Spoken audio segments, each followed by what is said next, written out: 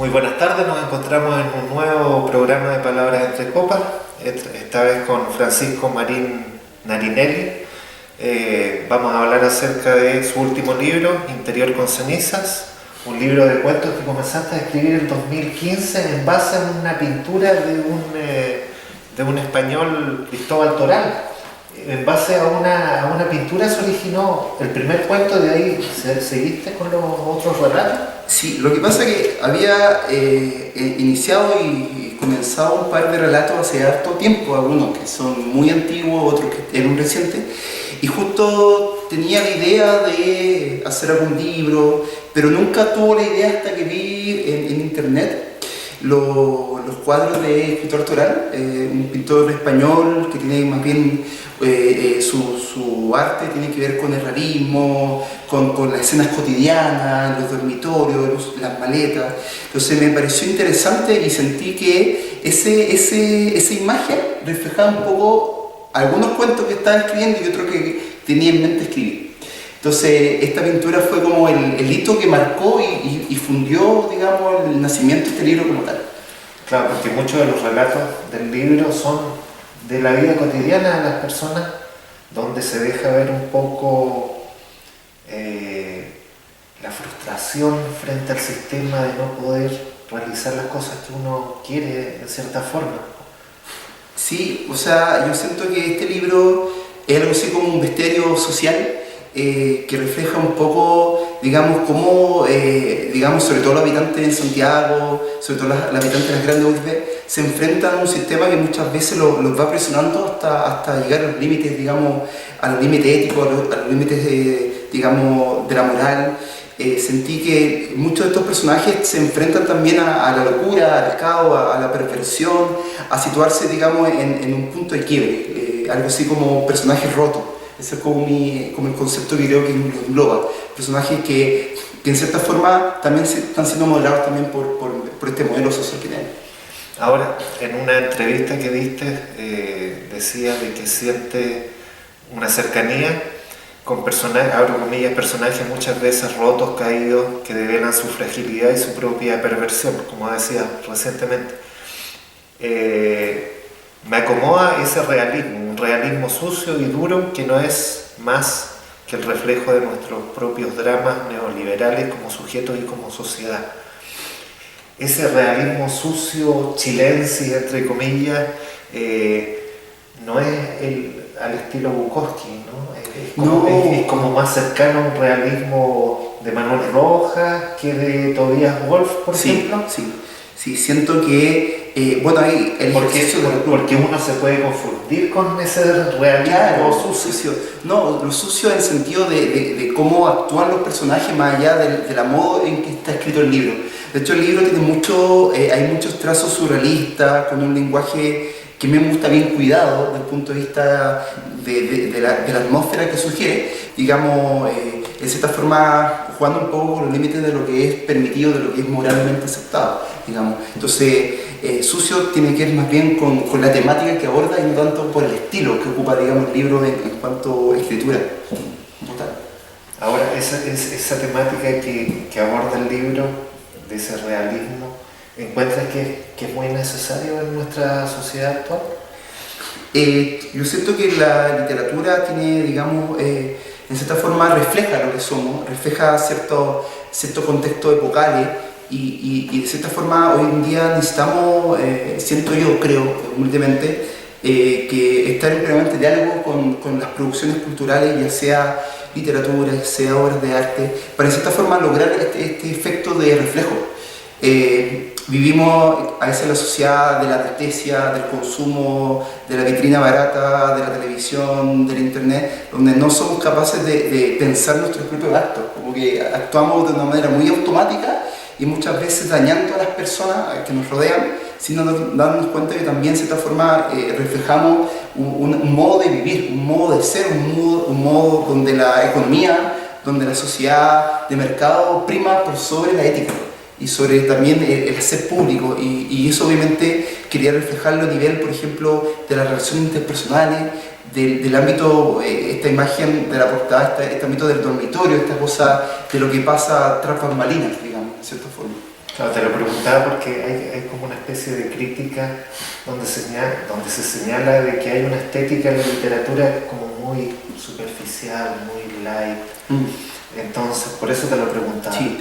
En cierta forma, bueno, muchas de estas historias son historias que leí por los diarios.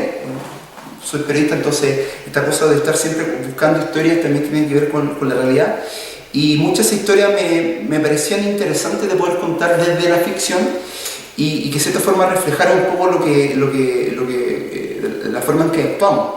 Y ciertos hitos de la ciudad como estar en el supermercado, como un hogar de ancianos, como por ejemplo, digamos, el camión de la basura que pasa a cierta hora en la noche en Santiago Centro. Entonces quería, a partir de ciertos hitos urbanos, cotidianos, citadinos, poder construir unas historias que de cierta forma permitieran que el lector refleje en cierta forma, en ciertos hábitos sociales. Ahora, en esas mismas historias hablemos un poco acerca de la destrucción. La destrucción de una relación, del amor, de un sueño. Los protagonistas en cierta forma parecen acudir a un incendio de sus propios sueños en una vida que los consume de una forma bastante brutal. ¿Es tan así? A mí me gusta mucho la escritura que devela digamos, más la zona más oscura, podríamos decir, de los personajes. Yo sé que uno puede encontrar muchas historias mucho más luminosas, pero siento que en esos impulsos, en esas situaciones más oscuras, siento que sale a veces lo mejor y lo peor del ser humano. Y por ejemplo, el cuento que le da el sentido, el último cuento del libro, que le da sentido y le da el nombre al libro en total, es, digamos, basado en un hecho real, que es, y de hecho volvió a ocurrir hace poco, un hogar de ancianos que se quema. Y a partir de eso encontré una historia de una enfermera que se enfrenta también a sus propios traumas sexuales y cómo ella de cierta forma va generando un lazo perverso con uno de los pacientes. Y al final de cuentas, sin spoilear el cuento, claro, llega un momento en que se despreocupa de lo que va pasando alrededor y este hogar de ancianos se destruye, se quema, literalmente hablando. Entonces quería jugar un poco entre el interior, digamos, de los personajes y también el interior de cierto espacio urbano y de cierta materialidad, digamos, de lo que uno puede leer también en la prensa. Claro, está también el relato del Junior, que se enamora de esta secretaria y que al final se destruye todo eso con la figura de este gerente, que parece que algo pasa entre ellos. Sí, el mundo... A eso se refería con los sueños rotos de forma brutal también. Sí. Que un poco los sueños rotos por el mismo sistema y las personas que forman ese sistema. Sí. O la relación de este matrimonio joven que quiere arrendar un departamento y el amor que sienten ellos de repente se ve amenazado por la figura de esta mujer que les arrienda. Sí, claro, al final los personajes de cierta forma se enfrentan a esta destrucción, ya sea materialmente hablando, en el caso del cuento del arriendo pasa eso.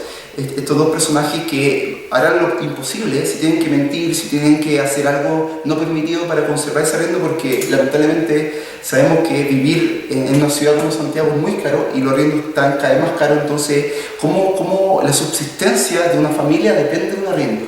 Y eso dista mucho también de lo que pasa hoy en día con la sociedad en que vivimos. Claro, que no es un mundo de Vilsipap.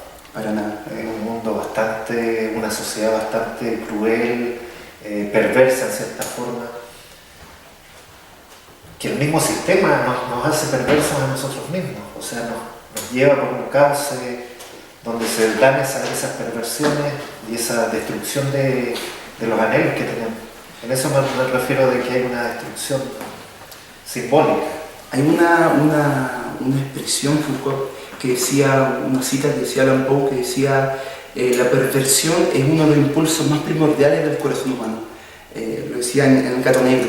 Y creo que refleja un poco eso, de buscar historias que, sin contar el lado bonito de las cosas, al contrario, en esta oscuridad, en esta destrucción, en esta involución del personaje, en cierta forma también buscar cierto reflejo y cierto acto también de toma de conciencia, desde un ámbito ficticio, de un ámbito literario, desde un ámbito, digamos, obviamente inventivo, pero que en cierta forma permita generar ciertas capas de lectura o ciertas lecturas y ciertas interpretaciones, digamos, que creo que son importantes, que no quede solamente en lo literal, no solamente en la linealidad, no solamente en lo que es a ojos de un lector, es también encontrar más significado, jugar con esos niveles, digamos, del lenguaje y del acto también literario.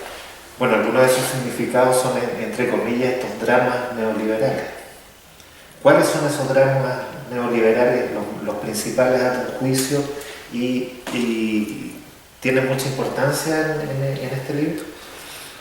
Sí, hay uno de los cuentos que tiene que ver con esta idea de hacer un punto de intención de lo que es, no sé, como el amor romántico, poder en cierta forma trabajar la idea de las obsesiones, de los rencores. Hay personajes, bueno, muchos personajes caen de frente en lo que son las obsesiones, digamos, en todo ámbito de cosas, desde el trabajo, desde la sexualidad, desde la relación de pareja, y siento que esos dramas neoliberales también, en el fondo, tienen que ver con eso de contar esa historia que a todos nos ha pasado en algún u otro momento.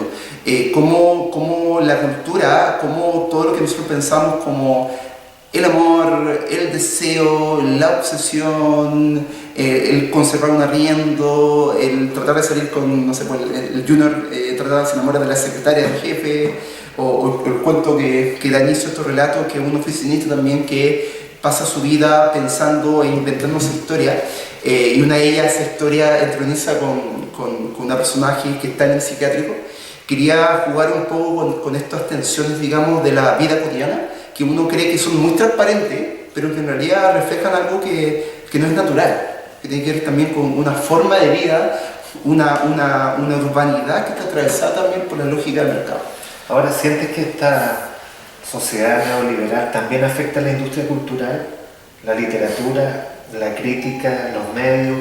¿Cómo se da esa pugna entre cultura y el modelo de sociedad en el que vivimos? Tú haces crítica literaria también. Yo creo que desde el hecho de que este es un país demasiado pequeño, en que todos nos conocemos con todo el mundo, y que de cierta forma la cultura del lobby se impone, o sea, uno conoce a tal persona, esa persona puede escribir una reseña, puede escribir una crítica, después el autor conoce a tal... Entonces al final de cuentas, ¿qué ocurre? Que no todas las obras, no todas las obras pueden llegar a todos los públicos, y lo que es peor todavía, no todas las obras tienen la cobertura mediática necesaria. Entonces pasa que, claro, uno se entera como lector de ciertos libros que van apareciendo a partir de todo el trabajo que hacen las grandes industrias, y que no refleja, por ejemplo, la pequeña industria, lo que hace el fanzine, por ejemplo, lo que viven de la literatura, que viven haciendo libros, que están en las ferias, que están en las plazas, y que es tan válido su trabajo como el distribuidor de una gran editorial, digamos, transnacional. Entonces siento que se genera algo así como un círculo vicioso entre ciertos autores, ciertas empresas, ciertos críticos, ciertos medios, donde siempre se van levantando los mismos, y la gran masa, digamos, queda un poco apartada. Entonces sería muy importante quizás democratizar, digamos, porque yo siento que los lectores están ávidos de buscar historias que los representen, que lo interpreten, es válido. ¿Y cómo podríamos democratizar eso? Yo siento que es parte también porque el acceso, por ejemplo, a los medios de comunicación, que siguen jugando un rol muy importante, no sé, hubiese más cobertura, porque uno cuenta, por ejemplo, los críticos literarios, los que realmente leen no sé si lo leerán completo, pero son muy pocos, son contados con los dedos de la mano, y claro, no se dan, no sé, siento que quizás falta darle más, y también el tema de financiamiento que es fundamental, o sea, montar, por ejemplo, un medio independiente que tenga una mirada diferente de cómo abordar, por ejemplo, la cultura, los bienes culturales, creo que sería importante. O sea, aquí el financiamiento es muy tortuoso, implica también muchas veces llenar largos formularios, y al final de cuentas se vuelve algo demasiado inaccesible también para la creación de la difusión. Claro, eso te iba a preguntar acerca, yo sé que eres periodista titulado en la Chile y todo, ¿cómo veías el rol de los medios en esta cultura oficial inexistente frente a una cultura under o sub que está haciendo cualquier cantidad de cosas muy interesantes y todo y no se les da cobertura? En la misma literatura, las editoriales pequeñas, editoriales independientes, que uno ve que se sacan la mugre por tratar de surgir y la cultura oficial como que los deja de lado. Y sí, los medios, sí, los medios de comunicación. Muy manejado, todo es terrible. Incluso a veces conversando con amigos decíamos, oye, el Mercurio tiene tales, digamos, autores regalones, la tercera tiene tales autores regalones, y claro, cada medio en cierta forma va levantando ciertas figuras que no por ello quieren decir que sean de calidad, es la discusión entre difusión y calidad. Y lamentablemente, claro, a mi juicio el rol del medio debe tender, digamos, a otorgar mayor democracia, al menos en la difusión, y que sean las mismas personas. Uno siempre critica al público, que el público compra, no sé, tales autores, compra Baladit o no sé a quién, pero tampoco hay que echarle la culpa al público, si también el rol de los medios es también darle espacio a otros que no son, digamos, las grandes empresas, las grandes industrias. Buscar, como dices tú, se está haciendo muchas cosas. Si uno se da un paseo por las ferias más bien independientes del libro, se da cuenta que hay una cantidad de microeditoriales, de editoriales, digamos, y que están produciendo y están levantando y están apareciendo autores muy interesantes, que no siempre están, digamos, en los grandes titulares. Ahora, en 2014 tú sacaste un libro de poesía que se llama Otoño. Han pasado 4 años y ahora sacas un libro de cuentos.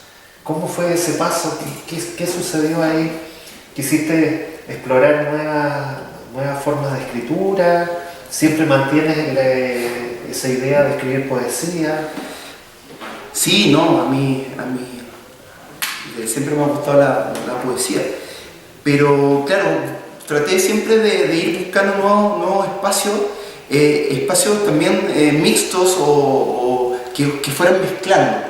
Por ejemplo, mezclar la ilustración con, por ejemplo, la narrativa, mezclar la poesía con la crónica. Siento que esta cosa de los géneros en general son construcciones demasiado a veces estáticas que no permiten los diálogos entre propuestas diferentes, entre lo narrativo, lo visual, lo poético, la prosa más periodística, el cómic, por ejemplo.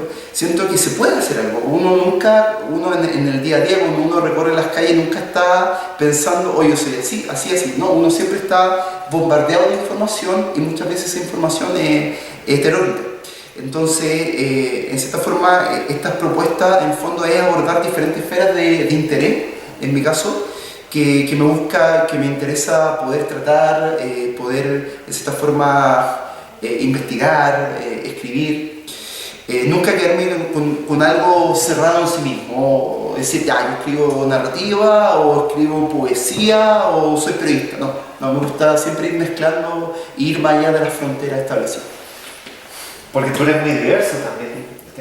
Estaba leyendo ahí parte de tu currículum, has trabajado en varias infinidad de partes, Ojo en Tinta, El Público, haces crítica de literatura, crítica de cine, tienes algunas columnas relacionadas con fútbol y cine. Eso es muy interesante porque no te quedas en un espacio fijo. Sí, la idea me gusta esta idea de ser como un sibarita cultural, estar siempre leyendo todo lo que aparezca, porque todo lo que aparece puede ser susceptible de poder uno investigar, de poder buscar, de poder escribir algún día de eso. Hay un escrito donde desarrollaba periodista polifuncional. Sí, una investigación sobre digamos, el periodismo que se da, por ejemplo, el que se enseña en las mallas curriculares de las universidades, y también esta idea de cómo el periodista tiene que asumir nuevas funciones dependiendo de la precariedad laboral que existe hoy en día. Entonces, claro, eso, claro, un contexto más académico, más universitario, pero mi interés era salirme de eso, porque claro, el lector universitario es un lector bastante acotado. Entonces siento que los conocimientos deben estar siempre a la mano de todas las personas y que cada persona sea capaz de buscar y de, en cierta forma, hacerse su propia opinión de las cosas. Y uno tiene que entregar esas claves de lectura, nunca clausurar las miradas, siempre abrir las miradas. Claro, es muy valioso, eso te provoca una energía a ti mismo el explorar diferentes campos. Así que, bueno, quisiera agradecerte el hecho de que hayamos podido conversar con este nuevo libro que ha lanzado Seibo y desearte lo mejor y recomendarle el libro a todos nuestros oyentes que nos ven en este programa. Así que muchas gracias. Muchas gracias a usted por esta ocasión. Ahí está.